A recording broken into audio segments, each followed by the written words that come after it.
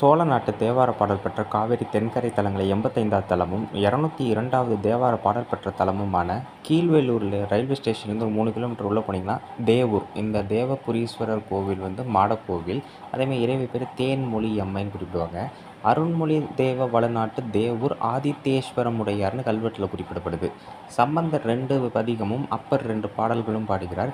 மிக முக்கியமாக இந்த கோவிலோட தலமரம் கல்வாழை, இல்லைனா இது வெள்ளை வாழைன்னு சொல்லுவாங்க. குரு பரிகார தலம் அப்படிங்கிறதுனால குரு பகவானுக்கு இங்கே தனிச்சன்னதி உண்டு. அதேமாதிரி சோமாஸ்கந்தர் அமைப்பும் உண்டு. இந்த கோவிலுக்கு அந்த தெற்கு பக்கமாக பார்த்திங்கன்னா சடையவர்ம சுந்தரபாண்டியனோட சிலை இருக்கும். அந்த காலத்தில் இவருடைய 11ஆம் ஆட்சியாண்டு கல்வெட்டில் என்ன சொல்கிறாங்க அப்படின்னா, 150 பணம் கொண்டு ஒரு நிலத்தை வாங்கி அதன் மூலமாக வரக்கூடிய அந்த ஈல்டு, அதாவது பழமோ ஏதோ ஒன்று வருது பார்த்திங்கன்னா, அதெல்லாம் வெள்ள காலத்தில் வெள்ளம் வரும்போது பொருள் தேவை இருக்கும்ல, அப்போ பயன்படுத்தி இருக்கிறதுக்காக கொடுக்கப்பட்ட செய்தியை அந்த கல்வெட்டு நமக்கு சொல்லுது.